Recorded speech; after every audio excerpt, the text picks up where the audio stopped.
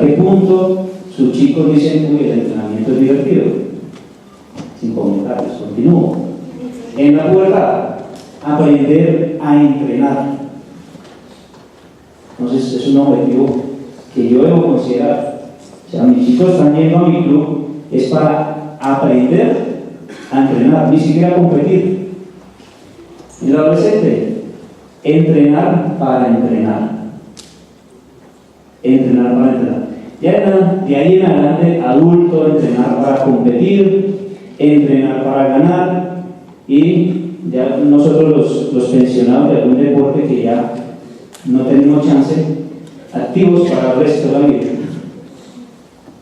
Nosotros tenemos que enmarcarnos en estas cuatro: un comienzo activo, deporte divertido, aprender a entrenar y entrenar para entrenar.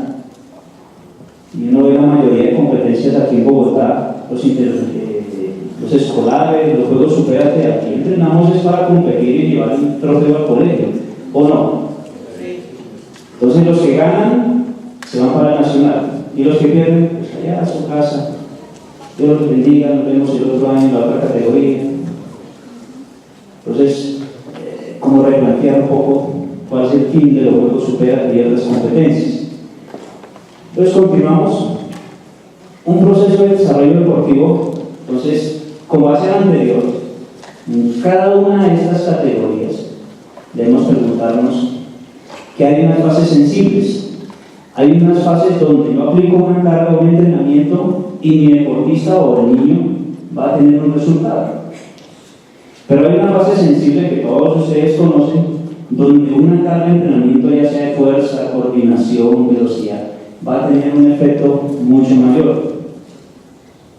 Pasado esa etapa, podemos aplicar el mismo estímulo, la misma carga, el mismo ejercicio, pero vamos a tener un efecto, un resultado diferente. Pregunto, ¿qué me indica esta última curva, estos últimos efectos de entrenamiento? Que ya llega a su punto máximo. Muy bien, ya llega a su punto máximo. La recuperación. Ya está desarrollada en todas las tareas del sistema nervioso, como el neurolocomotor. Muy bien, que ya están desarrolladas ciertas áreas a nivel neuromotor. Entonces, así como hay una fase sensible, también existe unas fases poco sensibles, y eso es lo que deben tener en cuenta.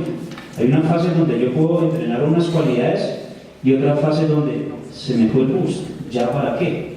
Puedo entrenarlas, pero mis resultados no van a ser los que yo esperaba. Tener en cuenta, como hay fases sensibles, también hay fases poco sensibles. Edad cronológica y edad biológica. Ya ustedes conocen que la cronológica es desde que usted nació hasta cuando de la funeraria lo llamen, y la edad biológica, que hace un recuento mucho más intrínseco. Pregunta: tengo 3 deportistas de gimnasio. ¿Cuál de ellos tiene 14 años? El del centro, el pequeñito, el grandote. Muy bien, profesor. Los 3 tienen 14 años. Continuemos. Estos son unos deportistas boxeadores. ¿En qué división de edad pertenecen? ¿En qué divisiones? ¿Será que pertenecen a diferentes divisiones? Uno más pequeño, otro más grande, otro con más masa muscular. Todos pertenecen a la misma categoría. Todos. Entonces, algunos que ya tienen hijos compitiendo, ven a su hijo con un grandote y, ay, Dios mío, que le tocó a mi hijo. ¿Será que le va a ir bien? Va a salir vivo y allá. Boxeadores irlandeses, 60 kilogramos, 40 kilogramos, 50 kilogramos. Todos tienen la misma edad. Entonces ahí nos metemos en un lío como entrenadores. Entonces algunos de ustedes cuando competían miran a sus competidores grandotes del valle y este tiene 14 años. Esos son de la selección de Antioquia. Y apenas aquí los de Bogotá, todos chaparritos, blanquitos ahí. Entonces, eso lo vemos a diario. Y para eso yo tomo el recuento de... Pero es que ellos serán diferentes categorías. Cada quien pelea con una categoría de su mismo peso. Después cada mujer pelea con esa categoría. Muy bien. Muy bien, profe. Como él dice, hay deportes que compiten por su categoría de peso. Como hay deportes en que no compiten, pues estoy equivocado, que es por categorías de edades. Natación compiten es por edades, atletismo por edades. Entonces hay ciertos deportes que sí es por peso corporal, los deportes de combate, como hay algunos que es por rango de edades. Y eso vamos a tener que solventar. Una universidad de Alemania está haciendo un estudio con toda la Federación de Tenis. Y tenemos este ejemplo, dos jugadores, 14 años, 1,53, 38 kilogramos. Y este es menor, es más, tiene una edad cronológica menor. 13 años, 1,82 centímetros y casi 80 kilogramos. Entonces, uno es mayor, este es mayor y este es menor en cuanto a edad cronológica. Entonces, no sé si en el tenis es por peso corporal la competencia. No soy entrenador de tenis, usted sabrá. Pero ¿qué me hace determinar la edad biológica de algún individuo? Ya vamos para allá. Él me pregunta qué me hace determinar la biológica de un individuo. Entonces, lo que debemos considerar es el pico de velocidad de crecimiento. Vamos a entrar un poco a mirar unas fórmulas. ¿Y qué es el pico de velocidad de crecimiento? Es el año, el periodo de su vida que más centímetros va a crecer en ese año, pico de velocidad de crecimiento. Y tenemos que determinarlo. Por ejemplo, aquí tengo unas curvas. La ideal es que yo voy a tener un crecimiento según unos parámetros estandarizados de edad. Cuando mi pico de crecimiento es antes, entonces voy a tener deportistas que tienen una maduración anterior, se desarrollaron mucho más rápido, como la foto que vimos, 14 años, uno más grande y otro más pequeño. Entonces alguno de ellos tuvo una maduración más temprana. Y tenemos aquí una tercera curva, que son aquellos que se desarrollan tardíamente. Entonces no tienen masa muscular suficiente, tienen un bajo peso para su edad. Entonces es un indicador subjetivo de que tiene una maduración tardía. No tiene por qué preocuparse. Entonces, ¿cómo hago yo como entrenador para determinar eso? Aquí hay unas curvas, unas líneas muy generales que me indican que en promedio, para que tener un desarrollo promedio, es que las chicas sobre los 12 años, los hombres sobre los 14 años. Entonces, hombres sobre los 14 años y mujeres sobre los 12 años tienen un desarrollo lo parametrizado, lo normal. Algunos se van a desarrollar antes, otros después, como vimos, maduración temprana, maduración tardía. Hay varias fórmulas que ustedes como entrenadores pueden utilizar para determinar si mis deportistas tienen una maduración tardía o temprana. Entonces ahí coloco algunos artículos de algunos investigadores. Me gusta mucho la profesora Roxana Gómez de Brasil, que lo hizo en población suramericana y es del 2003.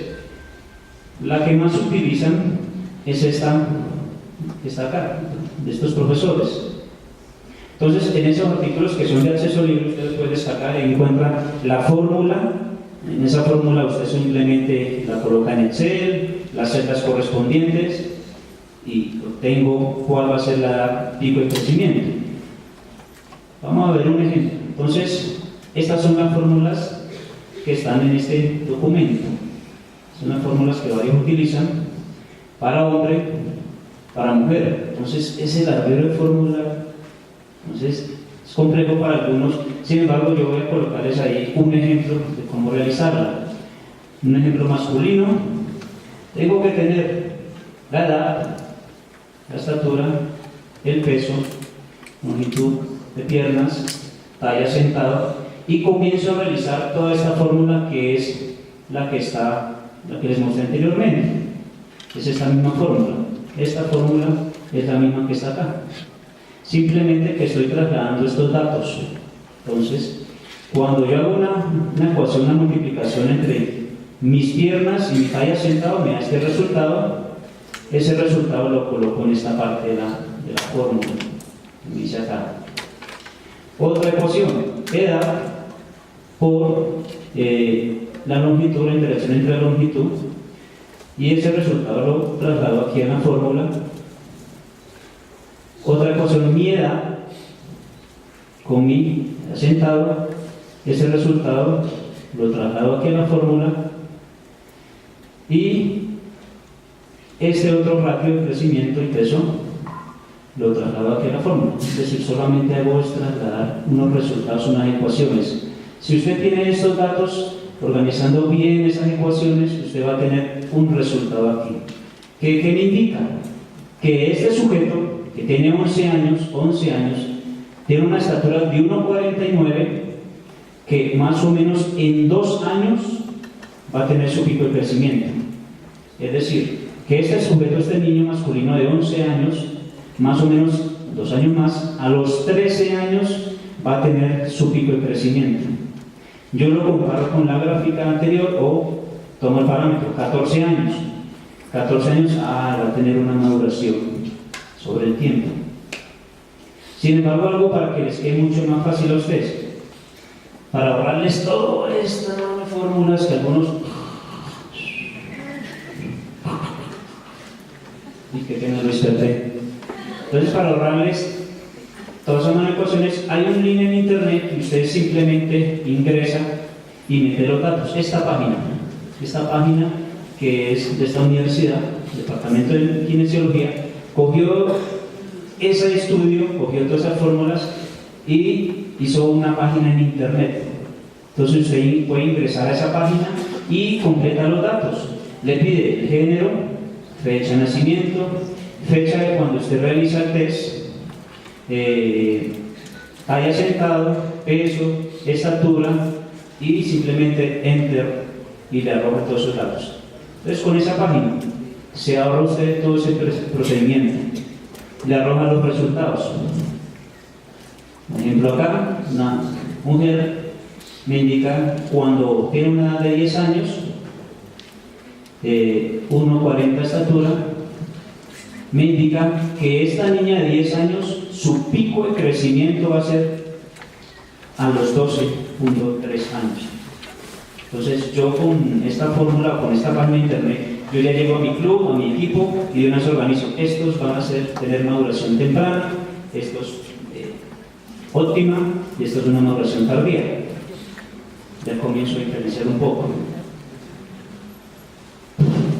Cambios un poco. Entonces, voy a resumirles un poco esta parte. Cuando yo determino mi pico de velocidad de crecimiento, aproximadamente en promedio a los 6 meses, aquí hay unos valores diferentes, a los 6 meses en promedio se da el pico de crecimiento en peso. Entonces, primero los chicos van a crecer en estatura, en envergadura, y 6 meses después viene un crecimiento en cuanto a peso corporal, ganancia de masa muscular, pecho de adiposo y demás. Entonces, para mujeres y para los hombres tienen unos valores un poco diferentes. 0,4, 0,2, 0,3, 0,9 para mujeres. Entonces, aproximadamente son 6 meses en general. 6 meses después de que viene mi pico, comienzo a hacer un trabajo ya pensando en que dentro de 6 meses viene mi pico de crecimiento en peso. ¿Y para qué me sirve todo eso? Pues no, profesor, ya lo sabía. Para poder organizar los entrenamientos. Ustedes han escuchado propuestas de entrenamiento que dicen: en estas edades entrenamos esto, en esta otra entrenamos otro contenido. Pero esta propuesta de planificación va con base a los picos de crecimiento. Es decir, si usted no determina cuál es su pico de crecimiento en sus deportistas, prácticamente que la mitad de esta charla pues no le va a servir para nada. Fuerza. En fuerza a nivel general encontramos una evolución normal y todos conocen que inicialmente viene una fase de factores neurales, desarrollos neurales. Posteriormente viene una fase sensible para hipertrofia. Pero eso es para los hombres, los chicos. Entonces tiene un pico para la testosterona y un pico para la hipertrofia, en esa fase sensible. Esa fase sensible prácticamente es sobre el pico de crecimiento y post pico de crecimiento. Si usted no sabe el pico de crecimiento, ¿para qué le está utilizando o aplicando métodos de entrenamiento de hipertrofia solo uno? Puede ser que sí le sirva, como puede ser que no le sirva. Este profesor crearon un modelo de entrenamiento, los colocó, Lori Oliver, John Oliver, crearon este modelo, un modelo de entrenamiento.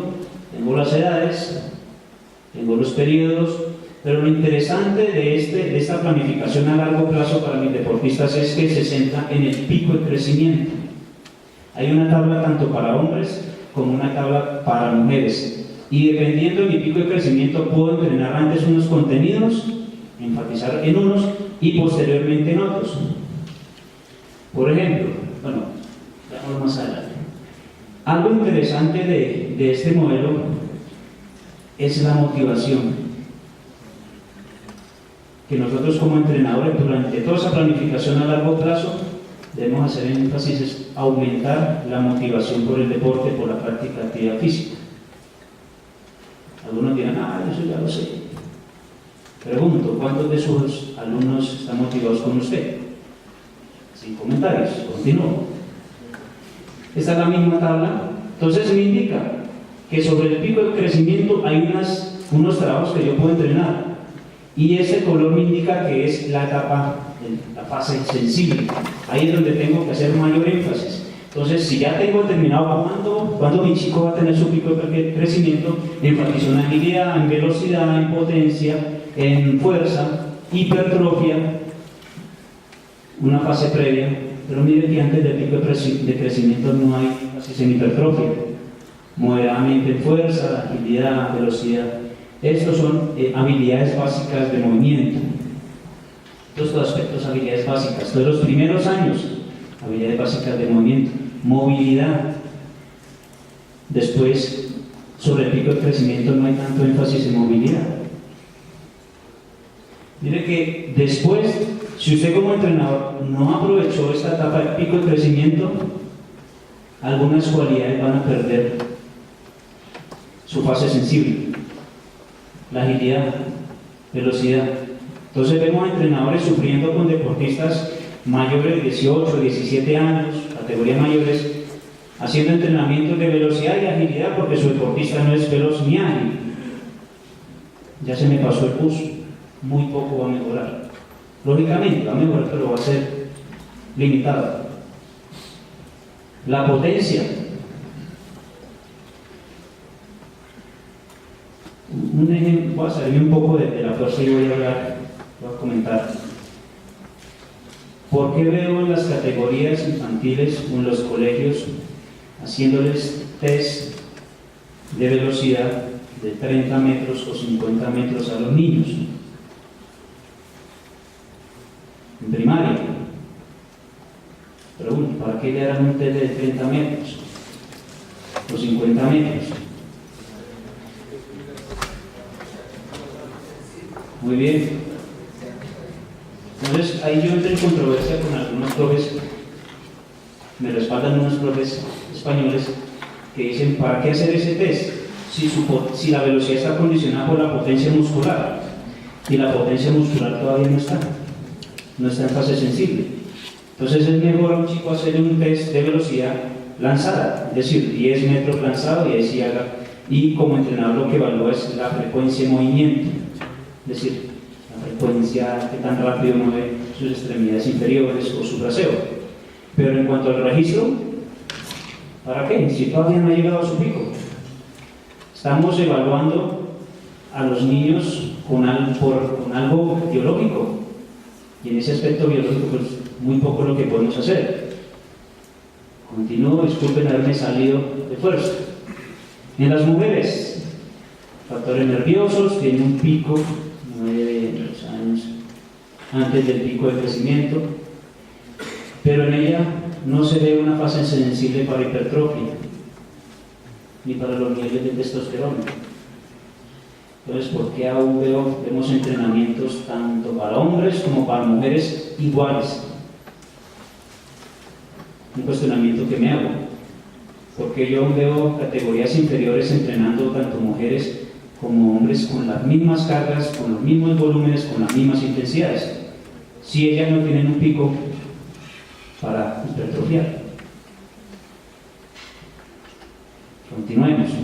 Entonces, para mujeres ustedes van a tener la presentación, confirman que sí, y tienen las mismas categorías, los mismos parámetros: movilidad, agilidad, fase, pico de crecimiento, de agilidad, velocidad, potencia, fuerza, hipertrofia, resistencia. Miren que en los niños y en las mujeres no hay un pico, una fase sensible para resistencia de larga duración. Después del pico de crecimiento en niñas. Esta es la misma, quiero enfatizar en las niñas: patrones básicos de movimiento, movilidad, agilidad, potencia, velocidad, fuerza, hipertrofia. Entonces tengo que considerar en mis niñas cuál es el pico de crecimiento y así comenzar a darle mayor énfasis en mis entrenamientos a la agilidad, velocidad, potencia, fuerza, hipertrofia. La estructuración de los planes de entrenamiento: poco estructurado, una estructuración baja. Es decir, que aquí no es tan estricta la planificación de cuál es la carga, cuál es la densidad de entrenamiento, no es tan estricta, es un poco más flexible en estas categorías. Una baja estructuración en estas categorías, 5, 6, 7, 9 años, ya tengo que comenzar a planificar un poco mejor. En el pico de crecimiento, una moderada estructura de planificación, las clases tengo que organizarlas. De ahí en adelante sí tengo que planificar muy bien las sesiones. Importante que tengan esas bases. ¿Cómo vamos? ¿Luchando contra el sueño?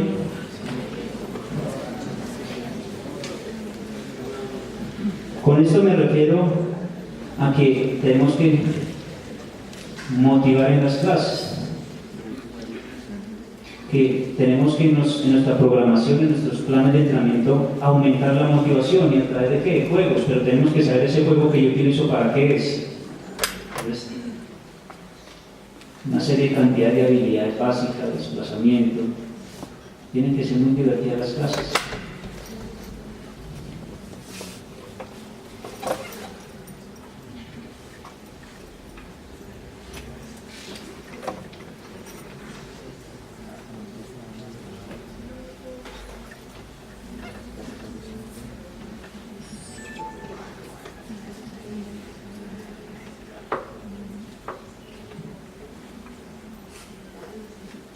Entonces, con esto hablamos en la diapositiva anterior de que la estructuración de los entrenamientos no son tan rígidas en esas categorías.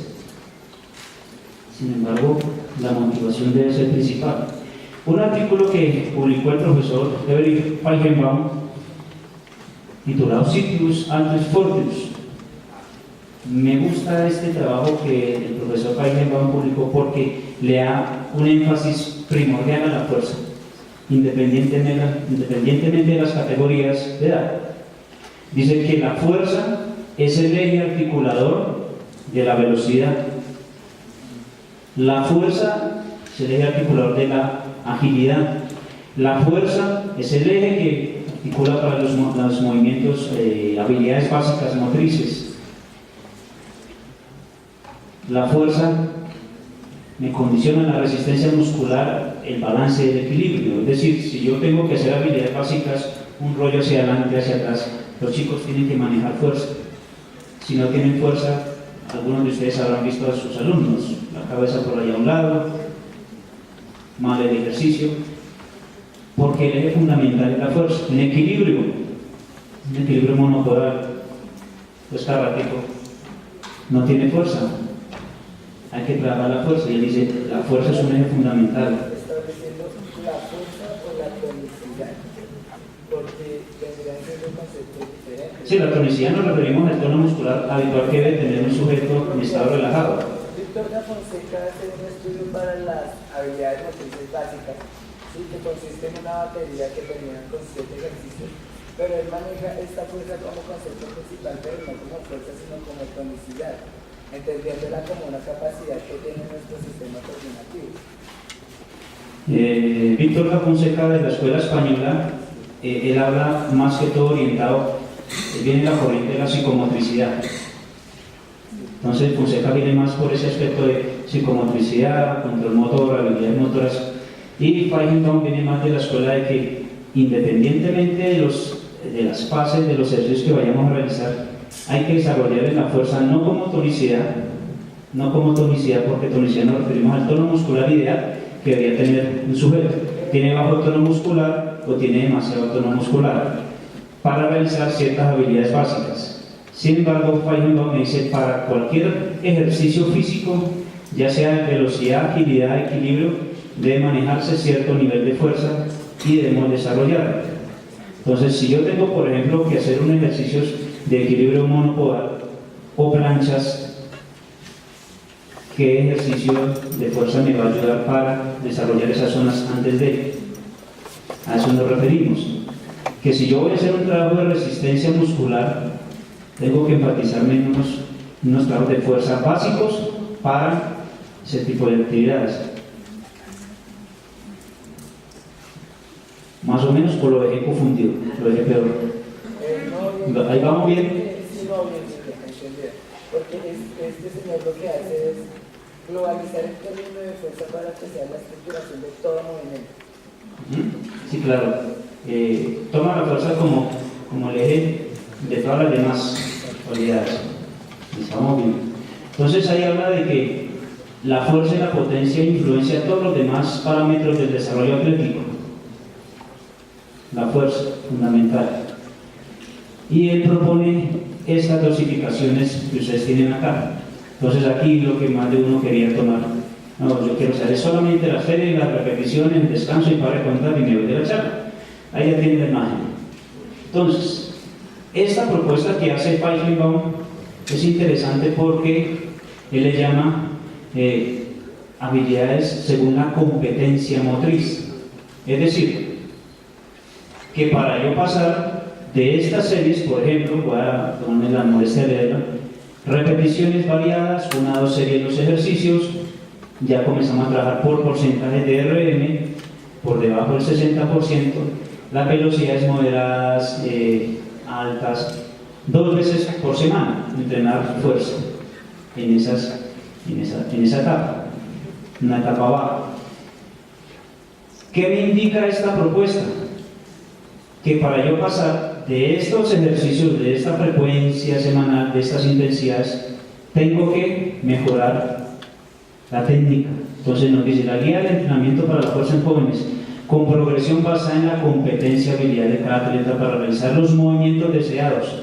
Es decir, que si mi alumno no maneja unos ejercicios, hombre, ¿para qué voy a irme a otros? Entonces la propuesta que hace Feigenbaum es, a medida que vaya aprendiendo unos ejercicios básicos, vaya mejorándolos, vaya mejorando los niveles de resistencia y cosas, pase a otros. Si ya dominó esos ejercicios, pasemos a otro. Y él coloca las series 2 a 4 series, luego series múltiples, repeticiones aquí son variadas, y luego 6 a 12, luego menos de 6. Entonces, esa propuesta de dosificación de intensidades con base en los patrones de movimiento. Y voy a colocar un ejemplo. Este chico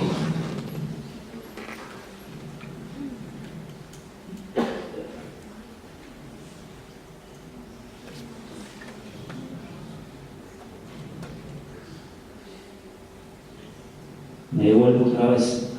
Me devuelvo otra vez.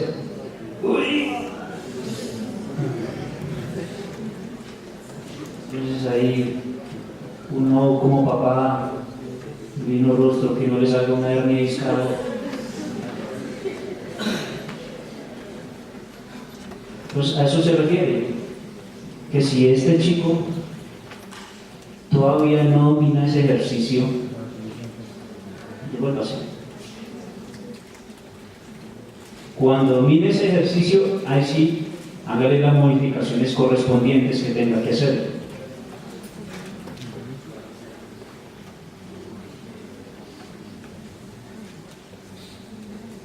Ahora miren sus rodillas, me vuelvo un poquito, miren sus rodillas.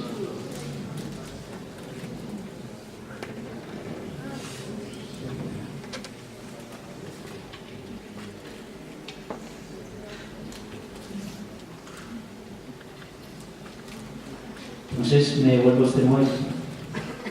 Este modelo me dice, como entrenador yo pensaría, si el chico no realiza bien la sentadilla, ¿para qué le voy a poner peso? Primero tengo que dedicarme a la técnica. Si el chico no puede realizar bien el movimiento de extensión, tengo que volverme, tengo que hacer unos trabajos de fuerza previos a. Entonces, si nos pasamos en este modelo, él no podría hacer este tipo de trabajo si no lo vuelve a hacer. Yo le diría al entrenador, espérese un poquito, deje la fama. Yo sé que en las ligas, en los clubes, nos piden medallas, espera un poquito. Porque en algunos casos el puesto de nosotros está condicionado por un puesto, una medalla o algo así. Continuemos. Vamos a ver una serie de investigaciones que las voy a resumir.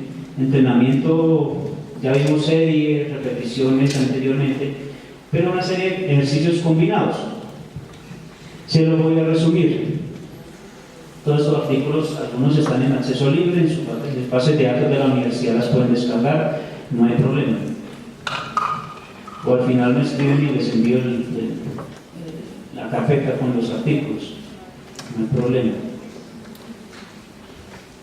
El primero, entrenamiento pliométrico en base estable y en bases inestables.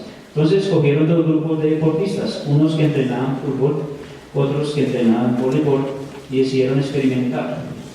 En el deporte, voleibol, fútbol, baloncesto, la mayoría de situaciones son en inestabilidad. Me toca al contrario y salgo a volar si no tengo suficientemente fuerza. Todo el tiempo están trabajando sobre inestabilidad, en la carrera, empujones, saltos.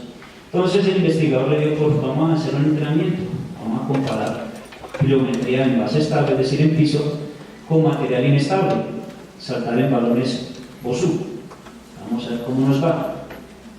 El investigador decía, yo creo que vamos a mejorar la pliometría con bases inestables porque es específico al deporte como tal. Y los resultados fueron contrarios. Los que entrenaron en base inestable, pliometría, porque después alguien que estuvo en la charla del profesor Manuel Millán ayer enfatizó mucho en inestabilidad y ahora yo contradiciendo no, estamos hablando de pliometría. Los que entrenaron en base inestable no consiguieron ninguna mejora, ni en velocidad, ni en agilidad, ni en saltos verticales o horizontales. Los que lo hicieron en base estable consiguieron mejoras. Continuemos, pliometría 4 semanas y un trabajo de equilibrio 4 semanas. Equilibrios monopodales, planchas, pedales, una cantidad de cosas. Contra 4 semanas de equilibrio, luego 4 semanas de pliometría. ¿Cuál de las dos programaciones va a ser mejor? Entonces, el resultado de este estudio fue que los que trabajaron primero las 4 semanas de equilibrio tuvieron mejoras significativas. Primero trabajaron equilibrio y luego pliometría. Ese grupo fueron los que más tuvieron mejoras significativas en parámetros de fuerza, velocidad y agilidad. Parece ser que el equilibrio me genera un estímulo para mejorar la pliometría. Parece ser un estímulo previo. Equilibrio y pliometría. Serie más tiempo. ¿Qué quiere decir? Durante mi entrenamiento realizo una serie de equilibrio, luego paso a hacer una serie de pliometría. Esa es por serie. Una serie de equilibrio, una serie de pliometría. Equilibrio, pliometría. Contra un grupo que hizo 30 minutos de equilibrio y 30 minutos de pliometría. Resultados. Los que trabajaron primero equilibrio los 30 minutos y después los 30 minutos pliometría fueron los que tuvieron mejoras significativas.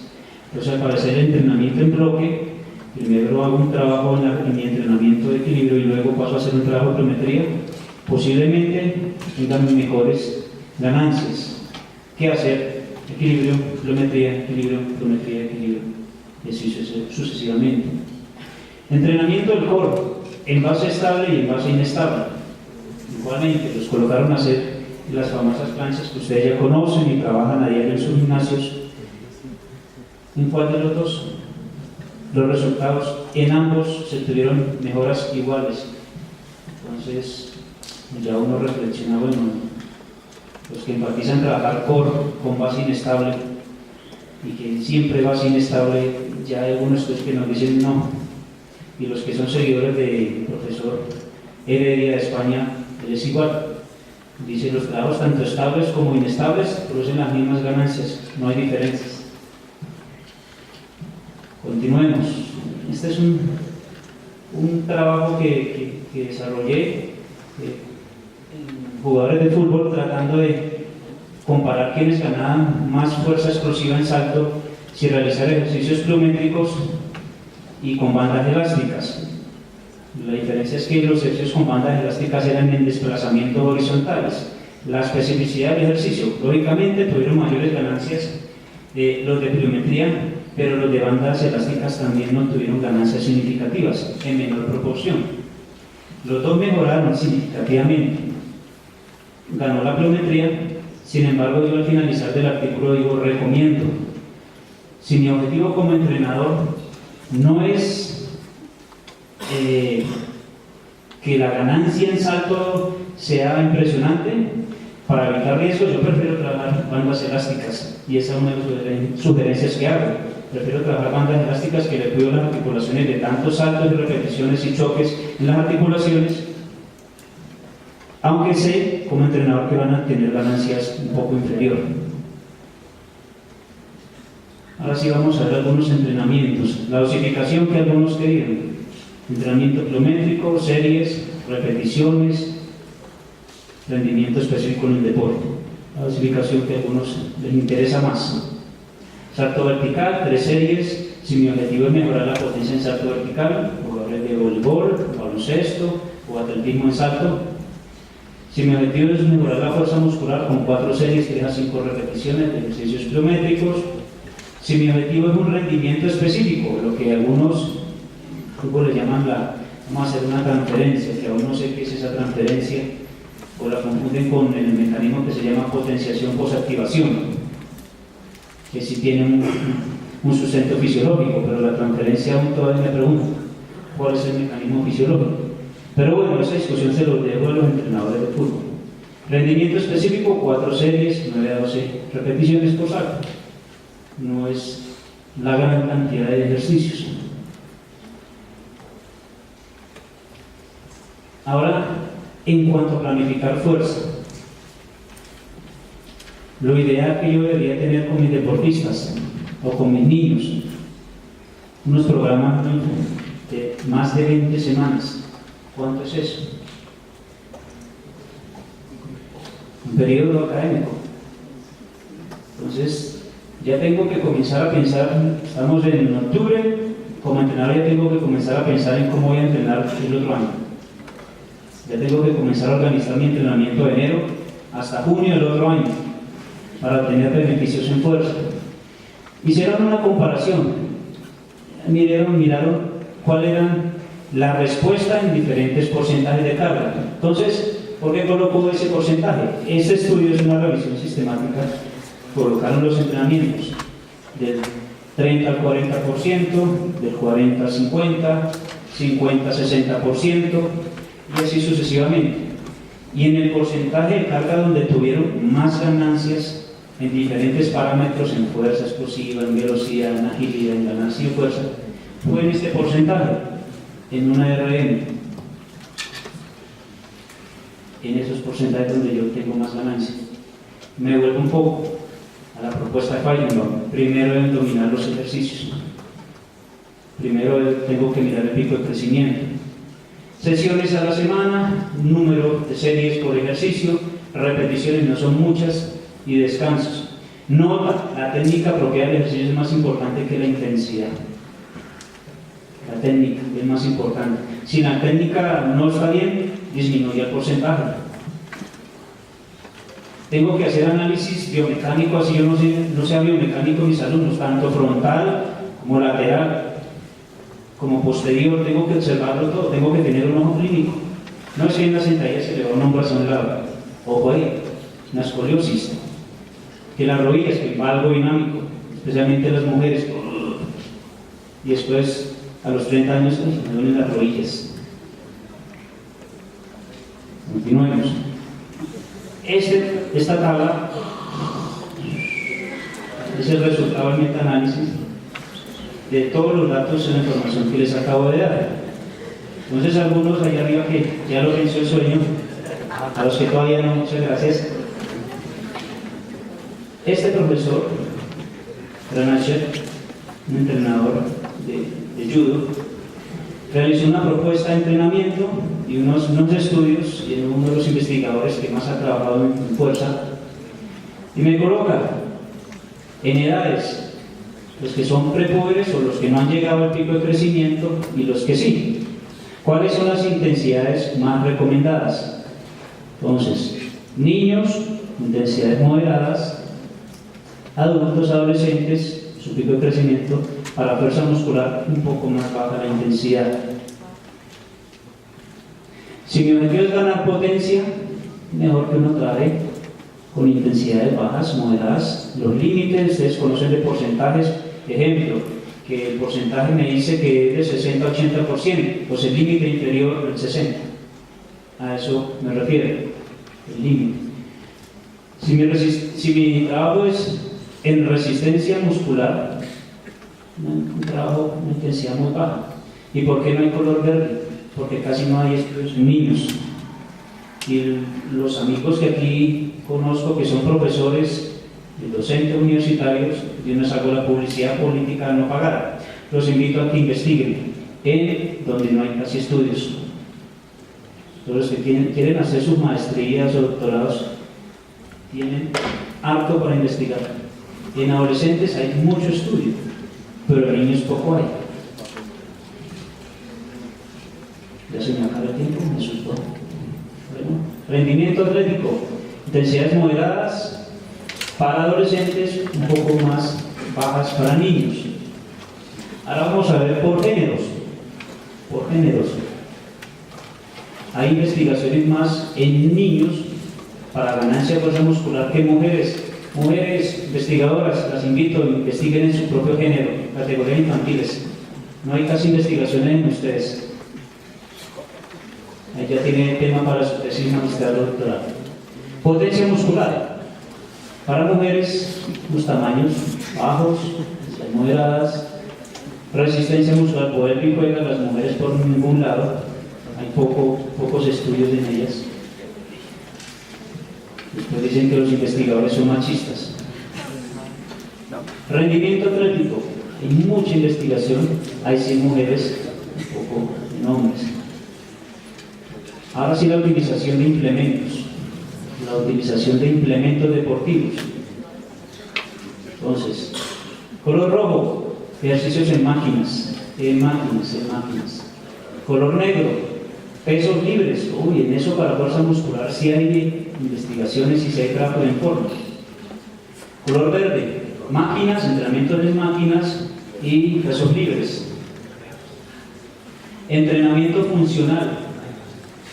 Entonces, lo que son bandas elásticas, balones medicinales, circuitos que ustedes ya conocen, toda esa cantidad de elementos. Pliometría, azulita, y entrenamiento complejo. Entrenamiento complejo, es decir, realizar un entrenamiento de fuerza y luego otro para mejorar unas cualidades de velocidad o agilidad, lo que llaman el fútbol transferencia. Ahora entramos a resistencia, ya vamos a acabar, resistencia. Fases sensibles para el entrenamiento cardiovascular, fases sensibles para el entrenamiento glucolítico. Entonces, vuelve y juega. Determino mi pico de crecimiento. Antes tengo una fase sensible para el trabajo cardiovascular. Después tengo una fase sensible para los entrenamientos tradicionalmente anaeróbicos, le llaman.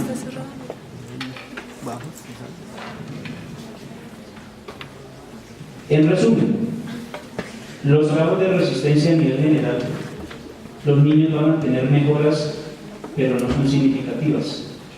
O sea, una de las cualidades físicas más difíciles de mejorar, tanto en atletas mayores como en infantiles, va a ser el VO2. De aquí en adelante vamos a hacer una serie de estudios muy sencillos comparando. Métodos continuos, 30 minutos por sesión, un circuito aeróbico, es decir, 5 minutos de carrera, danza aeróbica, subida a la escalera, saltos en soga, dribbling, en aro, un trabajo en niños de baloncesto. 10 minutos de caminata, juegos aeróbicos, baloncesto. ¿Cuáles fueron las ganancias de esos trabajos, de esos niños? Un circuito aeróbico por ese trabajo. La frecuencia cardíaca sobre 160-170. Adelantemos. El VO2 no fue significativo, es decir, colocarles trabajo de larga duración a los niños no produce mejoras significativas. No se observan asociaciones entre VO2 inicial y mejora de la potencia aeróbica, es decir, es muy reducido poner a hacer trabajos continuos de larga duración, pensaría mejor. Sin embargo, las mejoras que obtengo es mejor en la economía de caminata, su máxima de carrera. El tiempo de la resistencia en tapiz rodante mejoran, es decir, los trabajos continuos no me van a servir para mejorar el VO2, es decir, ¿para qué utilizo un test de VO2? Y después los regaño porque no me arreglaron el VO2. Debo tener en cuenta. Trabajos continuos muy poco lo van a mejorar, pero si la resistencia, es decir, van a tolerar más trabajo, van a aguantar más, y la mejora en la economía de carrera. Digamos un poco corto video.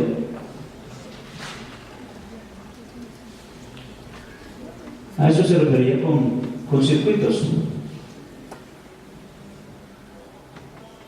Aquí lo hacen a una intensidad. Ustedes saben que los niños la intensidad para ellos es baja. Nosotros los adultos ya salimos con la misma rueda. Y listo, profe, ¿qué hay que hacer? Chico de 15 años, me suena que tiene un desarrollo temprano,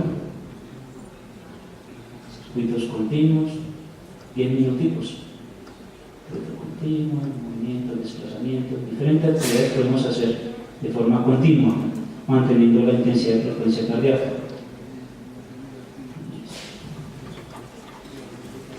Este es un trabajo que hicieron para unos niños que participaron en la maratón de Boston. Tiene la secuencia de cómo entrenaron durante 12 semanas. Poco a poco iban aumentando las distancias. Se entrenan 4 días a la semana, bastante frecuencia semanal. 2 millas, 3 millas, 4 millas. Y a las 2 semanas antes de la maratón hicieron una puesta a punto, una disminución del volumen de entrenamiento. Unos niños de 11 años. Los resultados: mejoró el tiempo hasta el agotamiento en una prueba de cinta. Mejoró el VO2 no significativamente. Disminución de parámetros antropométricos, es decir, pliegues cutáneos. Es decir, como entrenador, cuando aplique el método de entrenamiento continuo, debo saber qué es lo que voy a mejorar y qué es lo que tengo que esperar. Entonces, si yo le hago el test de Leyer, el test intermitente, y no me mejora, pues, ya sabe por qué. No hay mejoras significativas. Ahora, intervalado o intermitente. Este entrenamiento me gusta porque es el que ustedes conocen como el famoso Tabata.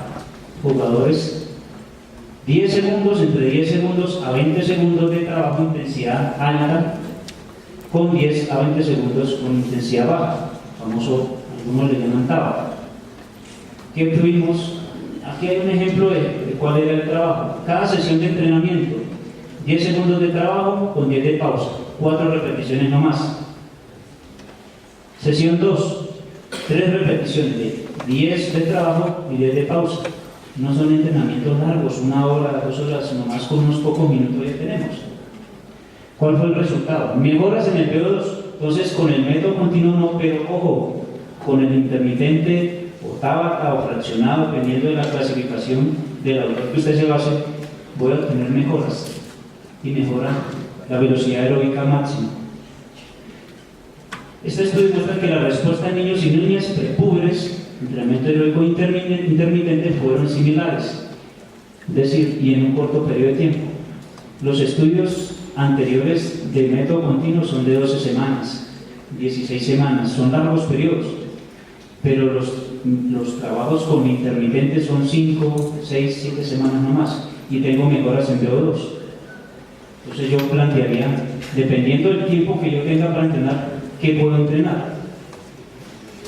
7 semanas nomás, intermitente, con una progresión.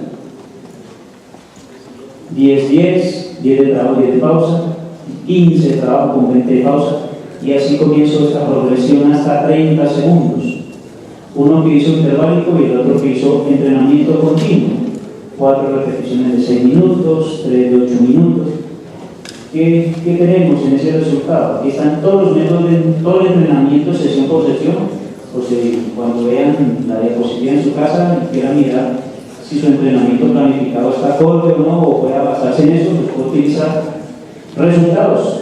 Se muestra que tanto el entrenamiento continuo como el intermitente produjeron mejoras significativas en el trabajo de VO2 pico.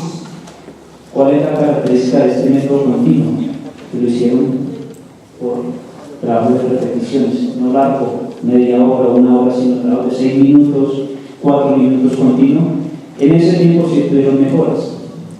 Entonces, cuando se combina adecuadamente la intensidad de la duración en niños precoces, se puede utilizar diversos métodos para incrementar su capacidad. Entonces, una de las recomendaciones es, puede combinar los dos, dependiendo de cuánto tiempo tengo, cuántas semanas tengo de preparación. Si tengo competencia dentro de 2 meses, 8 semanas, ¿qué hago? ¿Continuo o intermitente?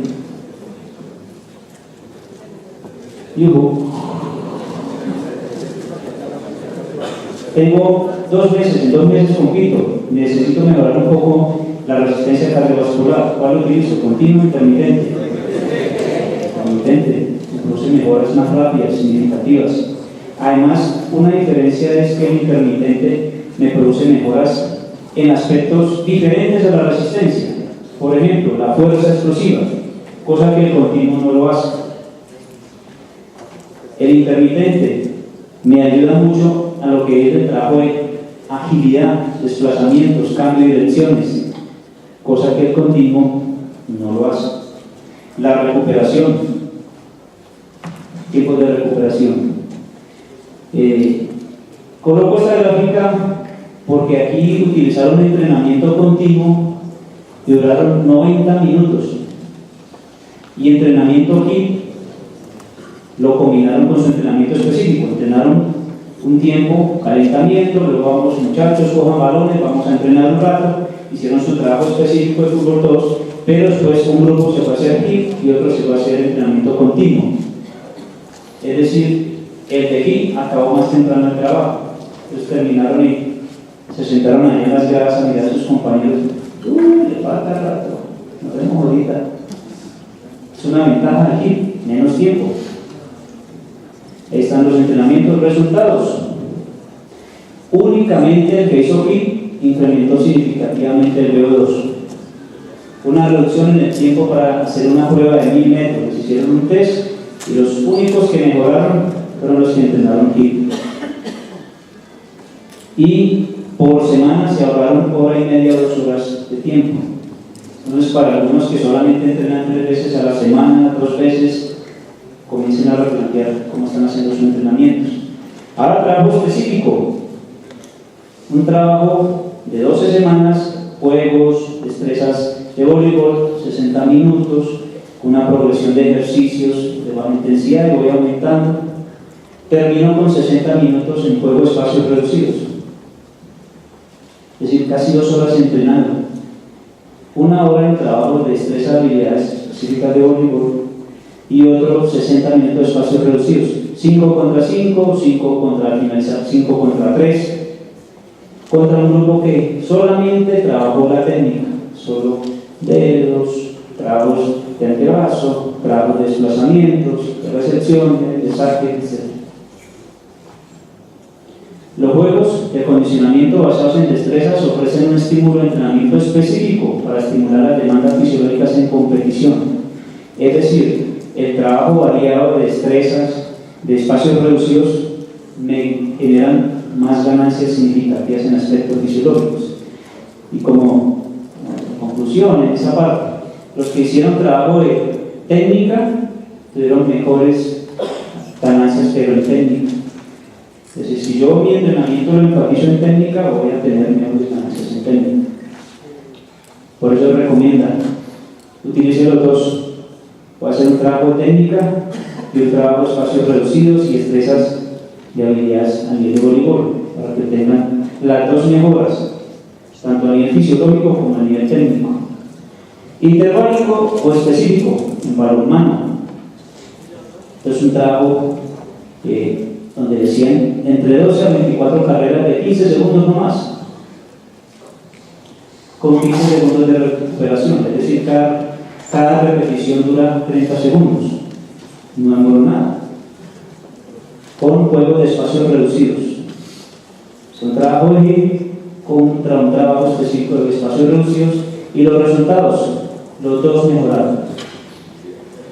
Entonces los trabajos específicos cuando de deporte, cuando yo modifico las reglas, modifico los espacios y los hago donde los deportistas tienen que moverse mucho, me van a servir, van a generar unas ganancias fisiológicas importantes. Entonces el juego fue, vamos a jugar, lo último, vamos a jugar voleibol, se vuelve a bonito. Tenemos que traigan el balón. El entrenador nos dice, modifiquen las reglas, modifiquen el aspecto del juego con tal de que se muevan mucho para obtener ganancias a nivel fisiológico y lo combinan con un trabajo técnico. Entonces, para finalizar lo de resistencia, el entrenamiento continuo me genera ganancias positivas en tolerancia a la fatiga, en economía. Sin embargo, el intervalado me va a generar mayores ganancias, es más dinámico. Ustedes pueden utilizar juegos haciendo un hit, no el típico hit que ven en el gimnasio allá haciendo trote, o chilenas, y burpees. No, yo puedo hacer un hit haciendo juegos con los niños. Evitar la especialización temprana y combinar los diferentes métodos para desarrollar. Y la tabla que más les interesa, las zonas de intensidades. En niños prepúberes, antes del pico de crecimiento, 3 días a 5 días por mucho a la semana, intensidades de 170 hacia arriba, o si lo hago por porcentajes, por encima del 85%, trabajos intervalados, juegos de espacios reducidos y un trabajo por encima de 15 minutos, mayor trabajo. En pospúberes aumenta un poco la frecuencia, 4 o 5 días, un poco la frecuencia cardíaca disminuye el 70%. ¿Por qué? Porque a medida que crecemos, los niños disminuyen su frecuencia cardíaca máxima. Y 20 minutos de entrenamiento en una sola sesión. No es más, no necesito hacer 1 hora, 30 minutos como en los gimnasios nos colocan. Llego a bajar de peso, bueno, 10 minutos en la trotadora, 10 minutos en la elíptica, luego 10 minutos en la bicicleta y luego voy para otro lado. ¿O no? Con ellos no necesito tanto tiempo, poco de cerca de 20 minutos y 15 minutos. Y utilizar finalmente algún método para el control de entrenamiento. Un trabajo que todavía no ha salido publicado es sobre el entrenamiento en algunos jugadores volantes centrales que hicimos de categoría sub-17 años. Y una de las recomendaciones es utilice cualquier parámetro que usted quiera para controlar el entrenamiento. Si lo hace por frecuencia cardíaca, listo, no importa. Y aquí coloco unas fórmulas que me gustan porque son para jóvenes deportistas. Es diferente a la de Tanaka, a la 220 de la época de los picapiedras, diferente. Tanto para hombres como para mujeres, para niñas, jóvenes deportistas. Son 2 fórmulas diferentes. Con eso determino la frecuencia cardíaca máxima y comienzo a dosificar. Si lo hago por porcentaje de su frecuencia cardíaca. O si no, escala de esfuerzo percibido. Utilice la escala de esfuerzo de 1 a 10, imprímala, désela a sus alumnos que ellos la conozcan y cada vez que usted le pregunte ¿en qué intensidad se encuentra? 5, 4. No, porque estoy en 3. Usted sabrá si tiene que exigirle más o decirle bajar un poco la intensidad. Pero utilice algún parámetro. Vamos a adelantar eso para finalizar. A modo de reflexión. Cambie esas palabras, enseñar y entrenar. Instruye al niño en su camino y aun cuando fuera viejo no se apartará ¿qué? Lo que usted le enseñó. Todos ustedes son profesores, todos ustedes son entrenadores. Pregunto, ¿será que lo que usted está enseñando le va a quedar a sus alumnos cuando sean de tercera edad? Entonces, tenemos que enseñarles hábitos de actividad física, de ejercicio físico, de alimentación. Venga, no esa empanadita rica y grasosa de la esquina no la compre, porque si no vamos a tener a futuro, como ya tenemos, problemas como en clínicas se preocupa por alto número de amputaciones en pie diabéticos a causa de obesidad. Falleció la mujer más obesa del mundo. Entonces, ¿será que hubo un profesor de educación física que la cogió y vamos a hacer este trabajo y vamos a hablar con su papá? Vamos a hablar sobre alimentación, sobre nutrición, sobre cuáles son los hábitos suyos. ¿Será que usted llega al colegio y se sienta a jugar Xbox? O nosotros como papás, para no aguantarnos a nuestros hijos, le compramos un Xbox para no sacarlo al parque porque nos da pereza. La mitad de la población adulta en Medellín tiene exceso de peso. Publicado el 22 de septiembre.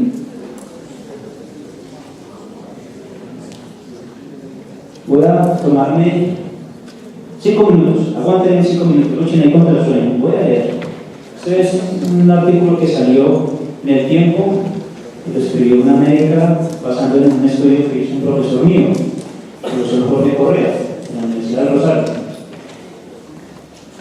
6 o 7 kilos eran el exceso de peso de Felipe. Al principio no le preocupaba el tema porque estaba en primaria el niño y no sentía mayor interés por su apariencia física. Pero al entrar en la adolescencia, la situación cambió. Tal vez comenzaron a molestarlo en el colegio o simplemente se dio cuenta que estaba gordito. Accedió a dejar de comer tanto y empezó a hacer ejercicio. Cuenta su mamá. Antes de eso, el niño se limitaba a 2 horas semanales en el colegio, se limitaba a 2 horas de actividad física, de ejercicio. Después de hacer algunas tareas dedicadas, las tardes enteras a jugar Xbox, actividad que acompañaba con paquetes de papas fritas y gaseosas. No podía comer solamente un paquete, a veces no tenía medida, explicó su madre de este estudiante, porque cursa el 7º grado en un colegio de Bogotá. La historia de Felipe refleja la de miles de niños en el país que llevan una vida sedentaria, que combinan una mala alimentación y un caldo de cultivo perfecto de múltiples enfermedades. Después de diabetes, obesidad, enfermedades crónicas no transmisibles, niños que antes no se veían, que están sufriendo de muerte súbita en las clases de educación física, medio les colocan a dar una vuelta y el profesor, ¡uy! Se me murió un niño. En la actividad física los están matando y nosotros los entrenadores ya ahora corremos un riesgo. Cuando tenemos una clase de algo, Dios mío, que estos niños, ninguno, es verdad.